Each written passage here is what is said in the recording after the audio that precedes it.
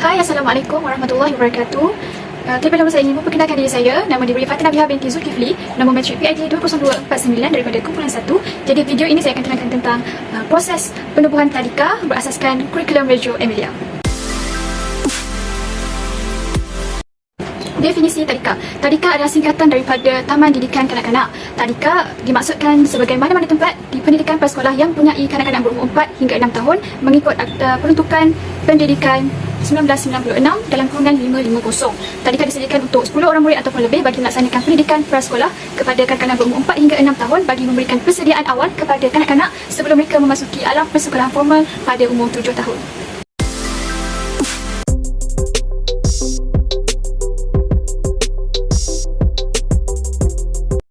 Prosedur pertama adalah memerlukan pengurus ataupun usahawan. Seorang pengurus tadika perlulah mempunyai ilmu pengetahuan, tingkah laku dan kemahiran yang sesuai dengan ciri-ciri sesebuah institusi pendidikan awal kanak-kanak. Pengurus juga memerlukan sifat kesabaran yang tinggi kerana mengurus kanak-kanak kecil bukanlah perkara yang mudah. Sesebuah syarikat perkhidmatan tadika mempunyai ciri-ciri dominan yang dipecahkan 4 iaitu program atau produk, premis, tenaga kerja dan citra perniagaan. Prosedur kedua adalah kajian pasaran. Kajian pasaran bertujuan untuk mengenal pasti keboleh pasaran kawasan sasaran sama ada terdapat permintaan perkhidmatan tadika ataupun tidak. Kajian ini penting untuk mengelakkan perniagaan seseorang mengalami kerugian oleh kerana ketiadaan sambutan. Terdapat 2 metodologi kajian iaitu data asas dan juga profil pasaran. Data asas ialah meneliti faktor asas kritikal yang menjamin kedudukan perniagaan dalam tempoh waktu yang panjang. Perkara yang dilihat adalah profil isi rumah, jumlah keluarga, pecahan bangsa dan umur penduduk. Profil pasaran pula adalah jika pengurus ingin membuka satu lagi cawangan tadika di tempat yang sama, kajian profil pasaran perlu dimasukkan. Perkara yang dilihat ialah pendapatan penduduk bagi meletakkan harga perkhidmatan tadika yang betul. Jika sebaliknya, pengurus perlu mencari kawasan sasaran yang baru. Prosedur ketiga adalah pendaftaran perniagaan. Mendaftarkan perniagaan adalah diperlukan untuk memastikan perniagaan sah dan muktamad serta diperakui oleh undang-undang. Terdapat 3 bentuk perniagaan yang boleh dipilih dan dikendalikan oleh individu yang ingin menubuhkan tadika iaitu sama ada perseorangan, perkongsian dan syarikat sendirian berhad. Antara prosedur pendaftaran perniagaan, pertama, usahawan perlu mendaftar perniagaan tidak lewat 30 hari dari tarikh mula perniagaan. Kedua, perniagaan didaftar atas nama sendiri atau thread. Ketiga, pendaftaran boleh dibuat secara atas talian melalui SBIS online. Keempat, layari web SSM untuk maklumat lanjut dan lebih terperinci. Prosedur keempat adalah memohon lesen perniagaan. Permohonan lesen perniagaan adalah untuk membolehkan sesuatu perniagaan dijalankan di premis tanpa gangguan dan isu di kawasan yang dipilih. Terdapat 6 proses permohonan lesen. Pertama, mengemukakan permohonan penubuhan kepada Jabatan Pendidikan Negeri.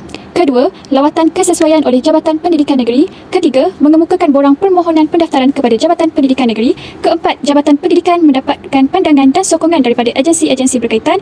Kelima, surat kelulusan dikeluarkan oleh Jabatan Pendidikan dengan syarat-syarat tertentu. Keenam, Jabatan Pendidikan mengeluarkan sijil pendaftaran sekolah. Prosedur kelima adalah memohon surat kelulusan. Usahawan yang ingin menubuhkan tadika boleh memohon surat kelulusan kepada Jabatan Pendidikan Negeri.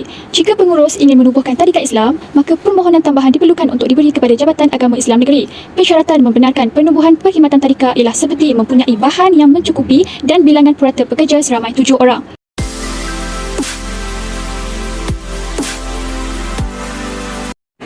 Kurikulum Reggio Emilia.